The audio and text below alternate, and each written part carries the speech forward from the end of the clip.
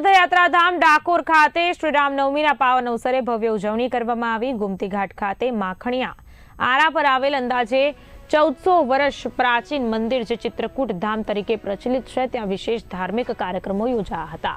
શ્રી રામનવમી નિમિત્તે ભગવાન શ્રી રામચંદ્રજીની આશરે 2 કિલોમીટર લાંબી ભવ્ય શોભાયાત્રા કાઢવામાં આવી।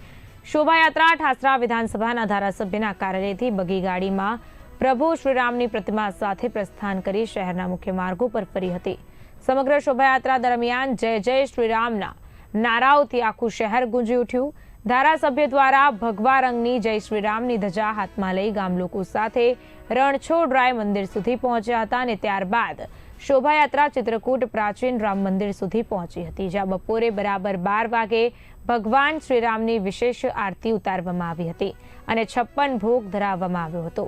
મુખ્ય ભોગ તરીકે પંજાજીરી ધરાવી ભાવિક ભક્તોને પ્રસાદી રૂપે વહેંચવામાં આવી હતી। મોટી સંખ્યામાં ભક્તો દર્શન અને પ્રસાદ લેવા માટે ઉમટી પડ્યા। સમગ્ર કાર્યક્રમ દરમિયાન કોઈ અનિચ્છનીય બનાવ ન બને તે માટે પોલીસ દ્વારા ચુસ્ત બંદોબસ્ત ગોઠવવામાં આવ્યો હતો। આ રીતે યાત્રાધામ ડાકોરમાં રામનવમીનો પાવન તહેવાર ભક્તિભાવ અને ભવ્યતા સાથે ઉજવાયો। સમગ્ર શહેર રામમય બની ગયું હતું।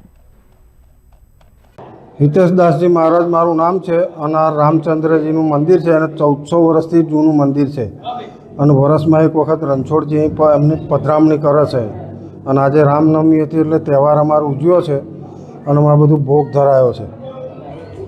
સવિશેષ કેવો તમે પ્રસાદ ધરાવો છો? બુંદીનો લાડુનો ને એવો પ્રસાદ ધરાવીએ છીએ અને પંજાજીરી। ભાવિક ભક્તો કેટલી સંખ્યામાં આવે છે અને શોભાયાત્રા કેવી રીતે કાઢવામાં આવે છે? શોભાયાત્રા સવારમાં છે તો 9:30 કાઢીએ છીએ તો 11:30-12 વાગે અમે આરતીના ટાઈમે ભગવાનને લઈને આવી જઈએ છીએ શોભાયાત્રા બધી।